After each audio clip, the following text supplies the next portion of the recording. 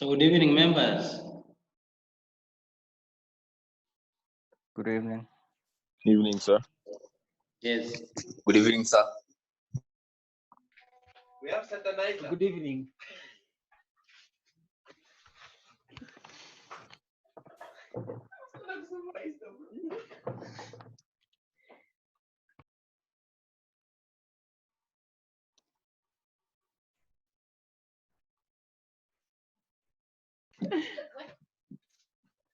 Good evening, sir.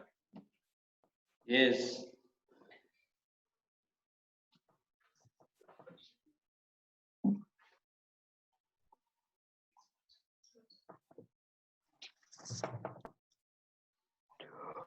How is your Easter Friday? Somebody is yawning, my friend, now. Very early, eh?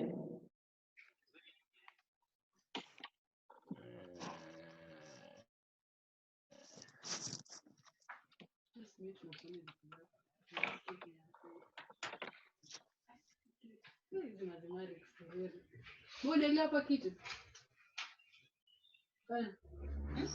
Unaelewa hapo kitu? Ati? Hiyo sequential sijui nini. Maana Kedi. sequential nini? Yaani nini?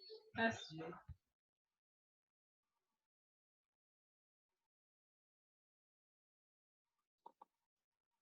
So we are now around 16.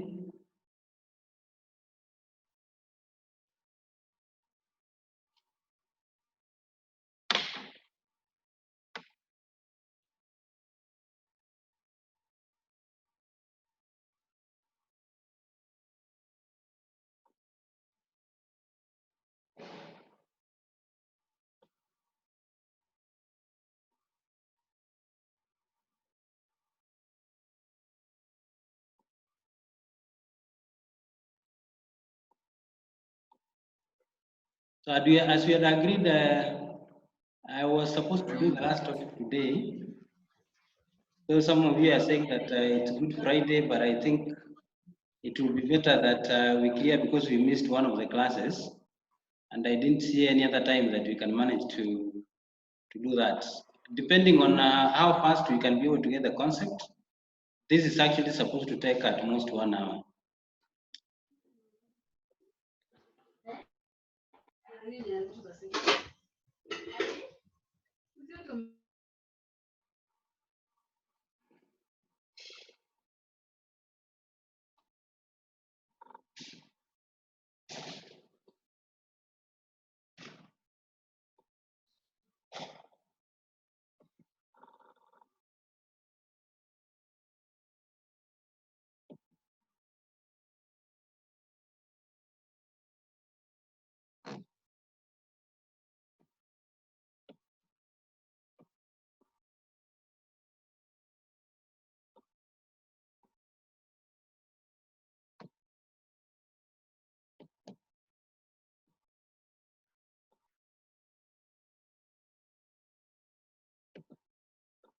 So I would want us to start now. Then I think anything else we can discuss after we are done with the class. Eh?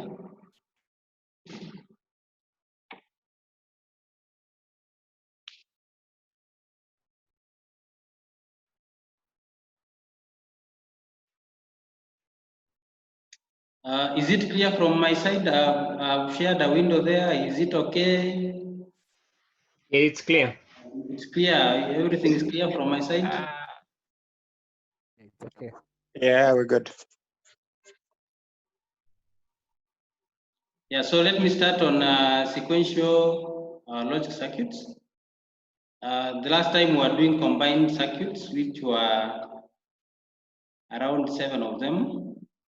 So we talked about the adders, the subtractors, the comparators.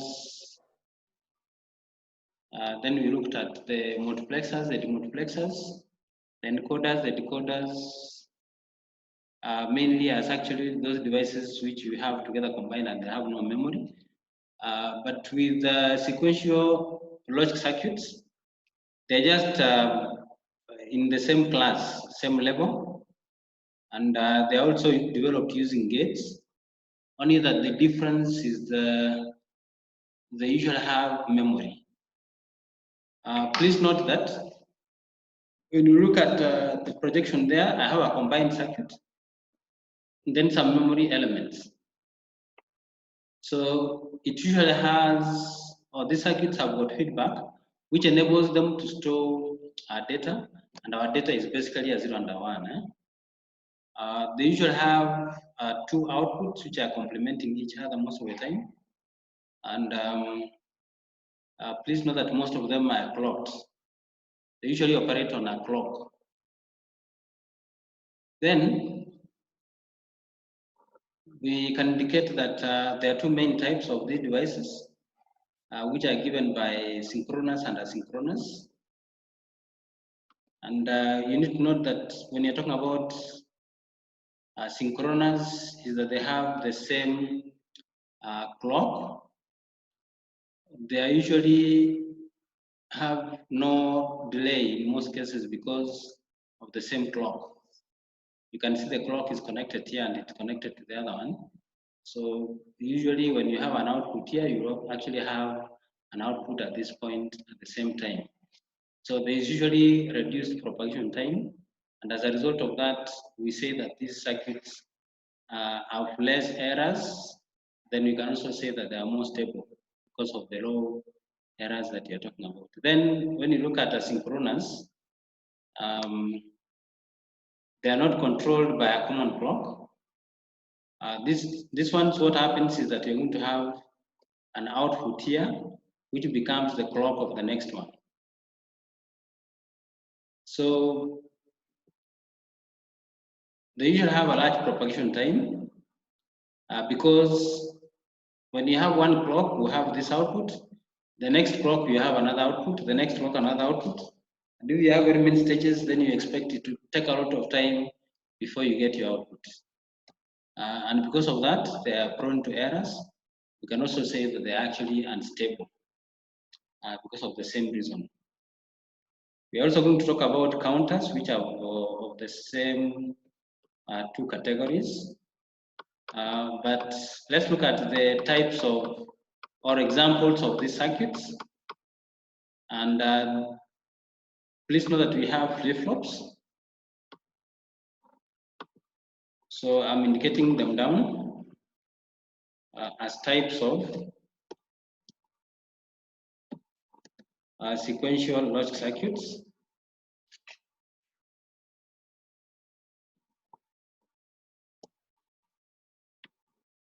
Or examples that we can talk about. And please note that there are three types. So the first one is flip-flops. The next one, registers. And the last category are the counters. So these are the three types of devices that we have, which fall under this category.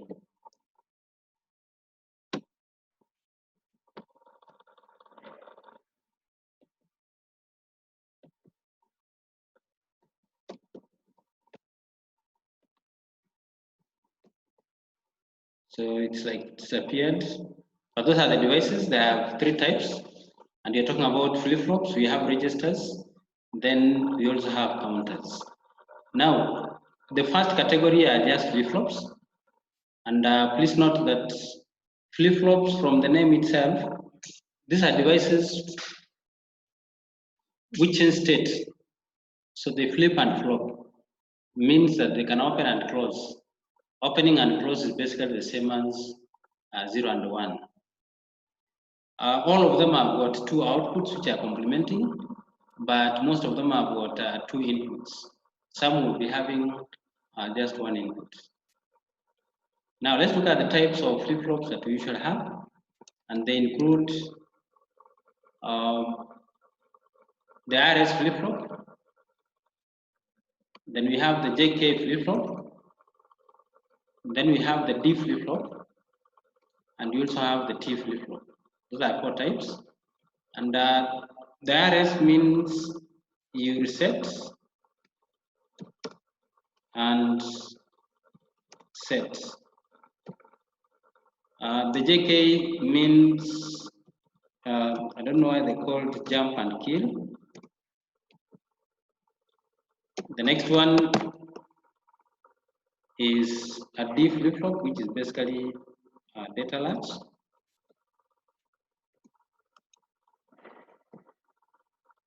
And the last one is a T flip-flop, which we call toggle, which means they change state controllably.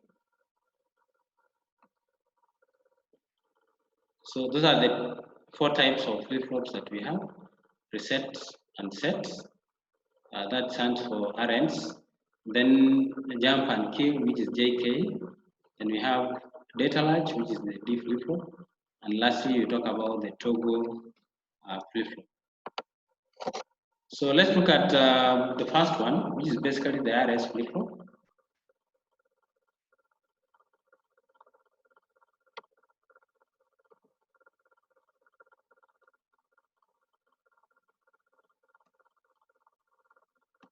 And this is how it looks like.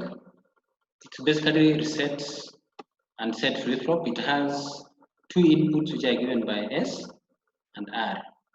And then we have 2 outputs are given by Q and Q bar. The logic diagram is given here.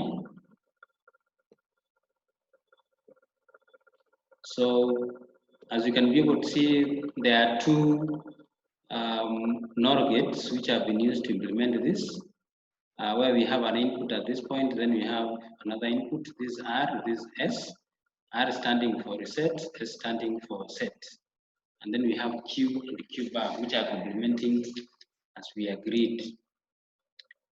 Now, I would want us to understand what happens when you put some values here to the output, which is Q. So if you look at the combinations, we have here 0, 0, and then we have 0, 1, we have 1, 0, we also have 1, 1. We need to check what we actually get at the output here. So please note that when you put 0 here, and you also put 0 at this point, then we know that this device is storing data, and the data we are storing here is either a 1 or a 0 at Q. So assuming that we have a 0 here, then what do you expect to have down here? Somebody can indicate what you expect down there.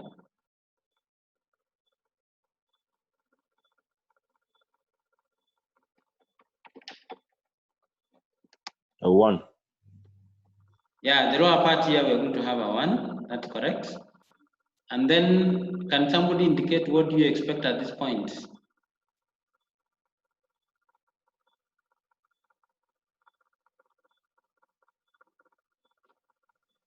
A 1 as well. Yeah, we have a 1. And for those of you who are not noting where we are getting the 1 from, please note that the line that comes from here goes directly up to this point. And that's why the one that we have here is fed back. This is actually the feedback we are talking about of this device. So the one that we have here is fed back to this point. Now, what do you expect to have at this point? Somebody else to give me the answer.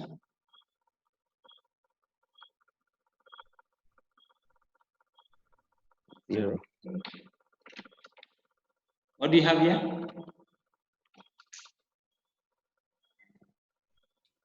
Zero.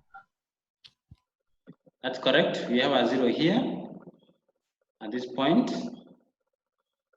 So the question is, if we have 0 nor 1 here, what do you expect to have at this output? 0. We expect a 0. Then when we have 0, 0 here, what do you expect at this point? 1. It's 1, that's correct. So now, you can see when Q is 0, Q bar is definitely 1. Then this device, if you have a 0 here and a 0 here, it actually, the output remains 0. So let's see the other case where we take this to be a 1. So if I change this to 1, Then what do you expect down here?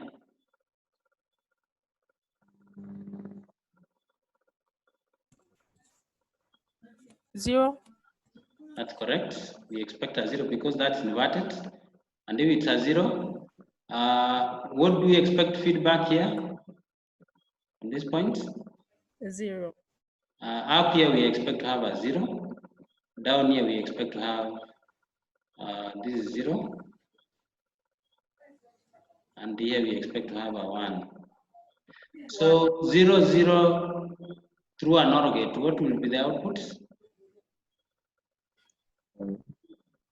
One. A 1. So you can see it remains 1. Okay. Then 1, 0, what do you expect to have at the output of an OR gate? 0.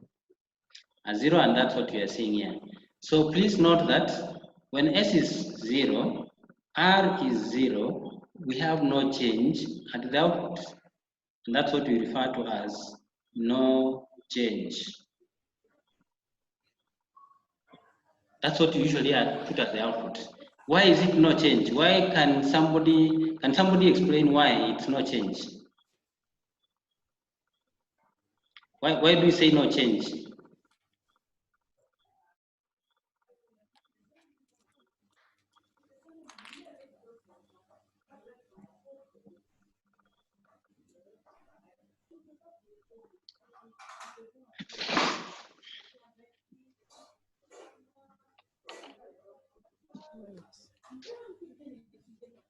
Why is it no change? Because there is no input from either set or reset. No, I think you see that the two that we have done here, when we put a 0 here, it remains 0. When we put a 1 here, it remains 1. That's the reason why we say no change. Because if it's a 1, it remains 1. If it's a 0, it remains 0. And therefore, the output here is no change. Because we don't know what is there, we just put no change. We don't put a 0, nor do we put a 1. So that's one case that we have handled, the first one, and I hope we are getting that. Now let's look at the second case. Sir, can you please repeat that? Can you please repeat the no repetition change is, part? you remember when you put a 0 here, it remains 0. When you put a 1 here, it remains 1. And you've seen the way we have actually done it. We put some 0 at this point, a 1 here, a 0 here, then we fed back. And whatever we fed back, we actually found that the outputs were remaining the same. And that's why we're actually saying no change. So I'm indicating if you have a 1 here, it remains 1. If you have a 0, it remains 0. When you go through the gate again to the output, you actually realize the value that you should have at this point remains the same. Now let's look at, maybe when we look at the next ones, for those of you who have not gotten how the concept is actually coming out, most probably you can get it at this point. Then you can see here we have S is 0, R is 1. So I'll change R to 1, S remains to be 0. So that's 1. Without knowing the output, we can be able to determine, without knowing what is here, we can actually determine what's going to appear, depending on what we have here and what we have at this point. Now, for us to understand that, I want somebody to tell me which input, if you have it through an OR gate, it doesn't matter what you have down here, you can be able to tell the output. Is it 0 or 1?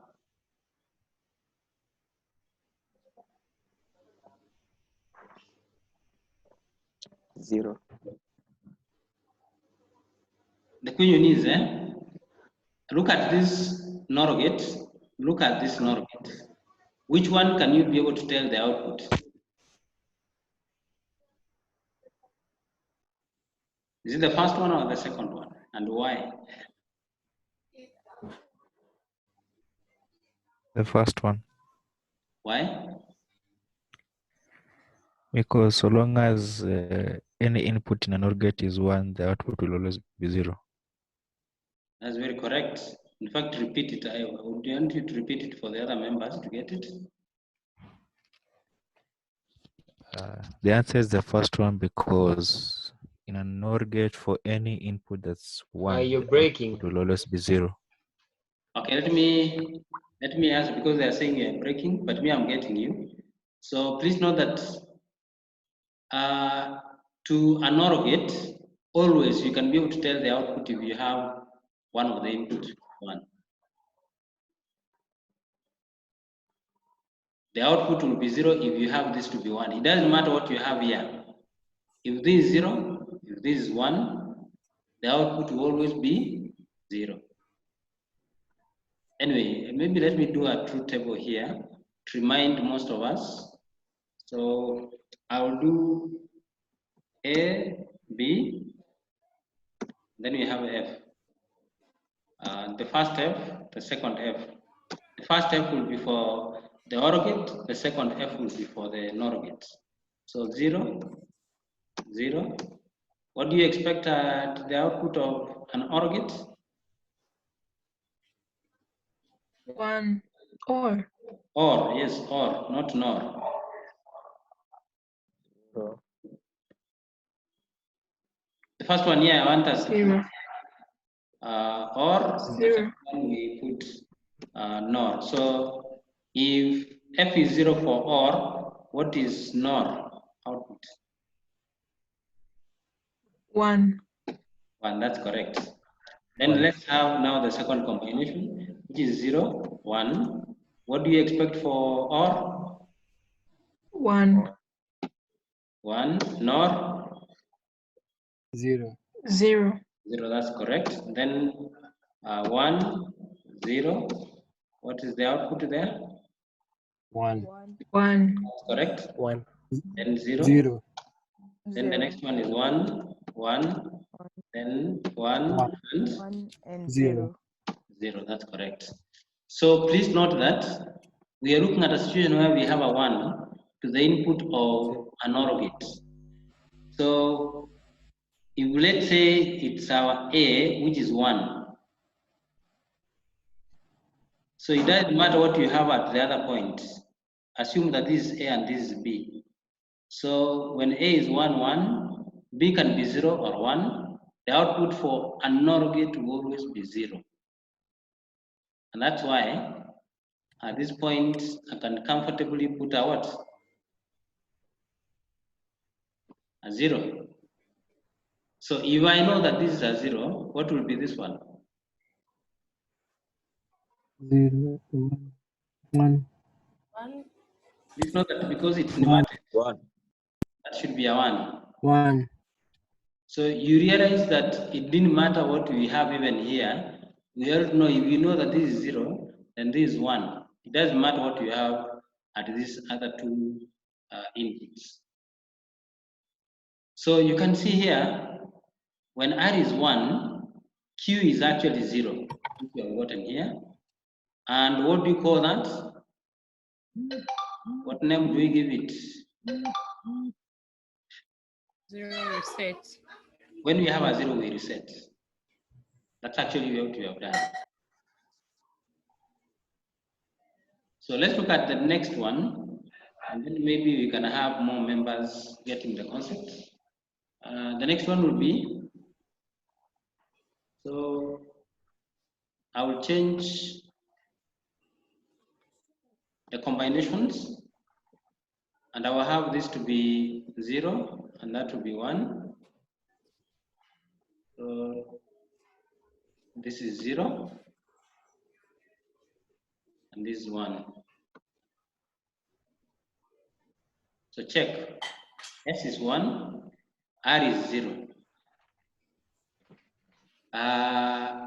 Can you be able to tell me what will be at Q?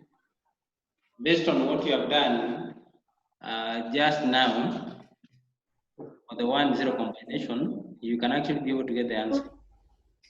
What's the output at Q? 1. That's correct. How did you get it? Because S is 1. Yes.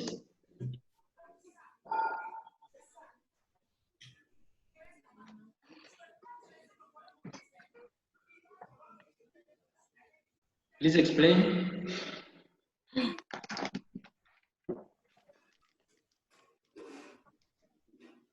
Hello. You disappeared again. Because we have S. Yes. S, which is equal to 1, so it gives 1 as long as there is 1. No, that's not the explanation. The answer is 1, but I want somebody to explain to me based on what we've just done. Okay. Since we have 1 at S, Yes. it will eventually give 0 at Q bar. So from there, you take the output of Q bar, bring Yes. it back to R. So you have 0, 0, gives you an output of 1. You don't even need to take it back. We know if this is Q bar and it is 0, then Q is definitely what? 1. That's what is the explanation. Please note that the moment you have a 1 at the input of an OR gate, we have agreed from the truth table, it doesn't matter what is the other input, the output will be 0. And that's what we have here. When you have a 1 here, the output will be 0. If our Q bar is 0, then definitely you realize that the Q becomes 1 because this Q bar, Q is equals to 1, then Q bar is 0. Q bar is 0, then Q is supposed to be 1 always. Anybody who has not gotten that, I need to explain again. Yes, please, again. I'm lost. We do it from, did you get the one for R is equals to 1 and S is equals to 0?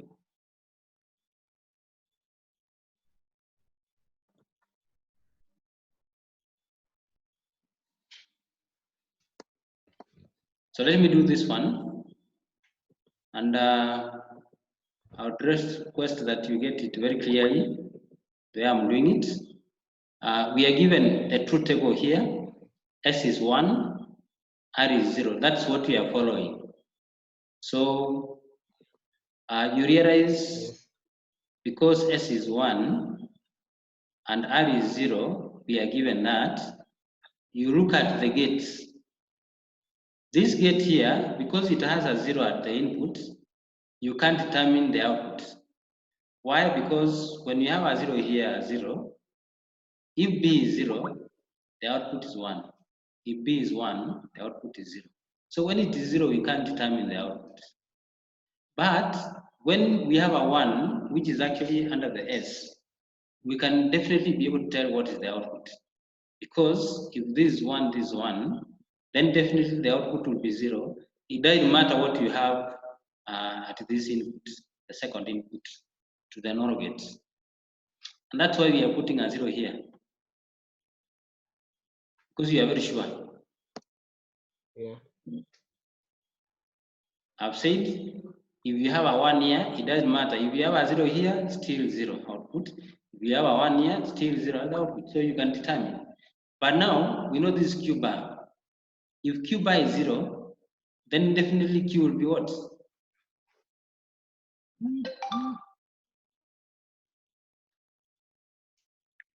Remember the complement law.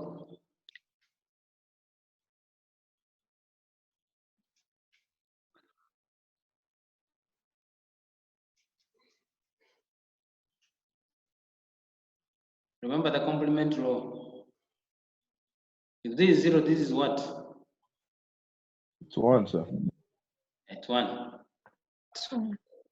So please note that that's explanation to the same. And if you change this to 1, this is 0, then you can determine the output of where we have a 1, which will be 0, then the lower part will be 1. And that's why we say reset. But for now, what you're currently having, Q is 1, then you can put it as 1 here. And what does it mean? You have set your device. Set means you change it to 1. Reset means you change it to 0. And that's the explanation we have to this type of flip-flop, which you call the RS flip-flop. And please note that the moment you understand the operation of this, all the other flip-flops will be very easy to understand them because they are basically developed using this same flip-flop that we have discussed about at the moment. So let's move down and look at the next flip-flop, which is still the RS flip-flop, but this time it's clocked.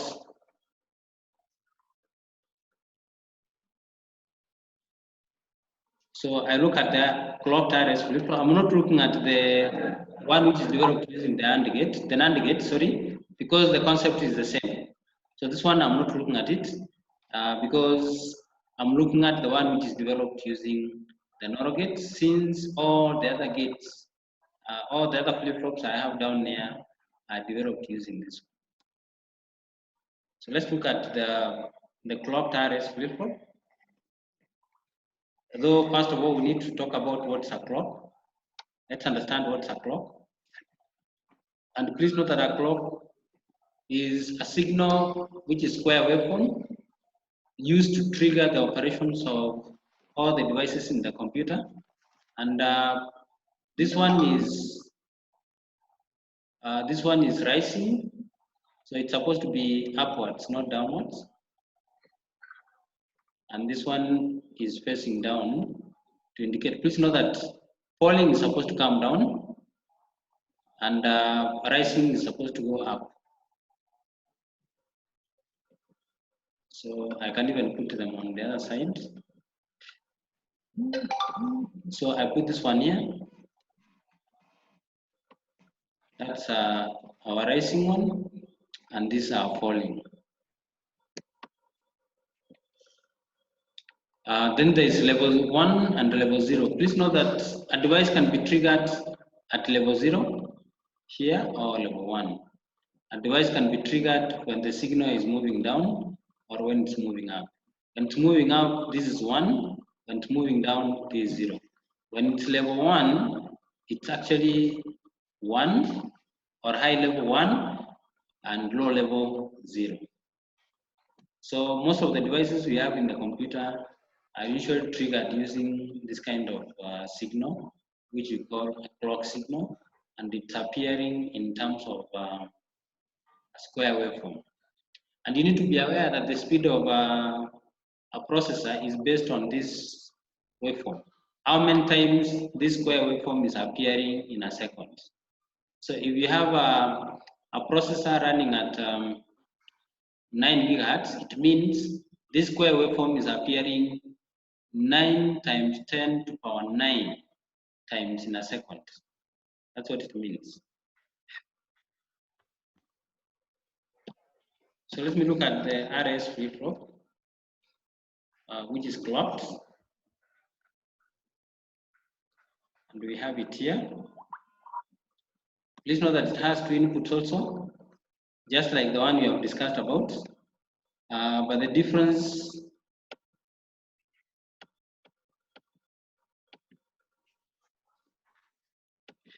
we have is that we have added an AND gate here. We also added another AND gate here, which we call the clock. So if the clock is always 1, we assume it to be 1. But before we talk about that 1, let's put the clock to be 0. So if I put the clock to be 0, what do you think will appear at this point and what will appear here?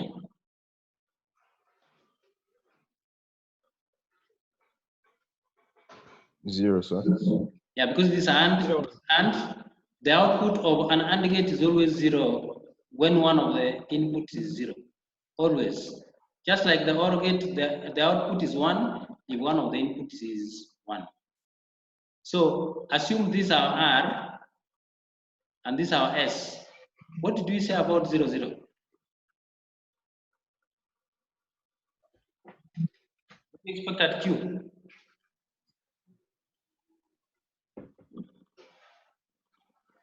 Please remember this circuit is what we were discussing up there. And we saw what we had at the And no output. change? If this is 0 and 0 here, we said no what? No change. No change. No We change. have in all these. No change, no change. Because the clock is 0, the output here will be 0, 0. And if the two of them are 0, 0, then the output here will be no change. The moment I change this to 1, so if I change this to 1,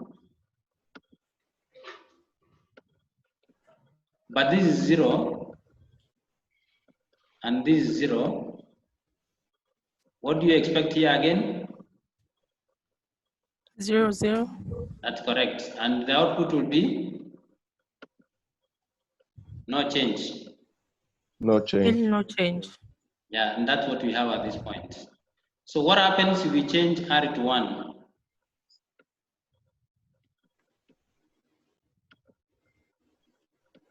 We make this one to be 1. What's at this point? 1. This is 1 because 1 and 1 is 1. What about here? Yeah. 0. 0. 0. This is 0. Now, this is our R. If our R is equal to 1, what did we say was the output? 0. It was 0 because we said when it's R, it will be reset. You don't even have to look at what you did. You just know that when R is 1, your device will always be reset. Oh, This will actually be 0. Now, what happens when I change this to 0 and this to 1? The clock always remains 1. S will be 1. Yes. And R 0. Yeah. After the end gate. So after the AND gate, what do we have here? 0. That's correct. Then what about this one? 1. 1. That's correct. So what do you expect at Q? 1. Remember, this is still S and this is R. What did you say when you have a 1 at S? Set. It will be? Q is 0. No, it will be set. Oh. It will Oh. be set. And if it's set, we say that is equivalent to what?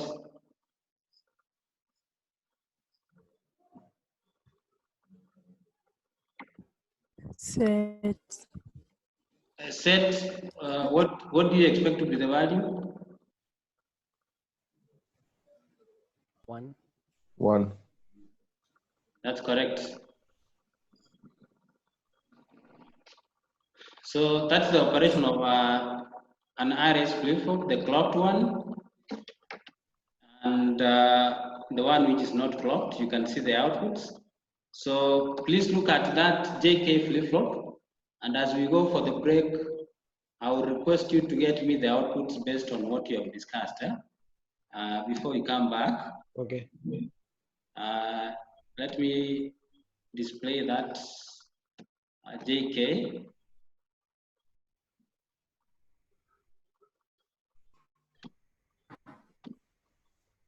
You can take its image. That's our JK flip-flop. I want you to confirm those outputs we have there before we come back. Through the same link,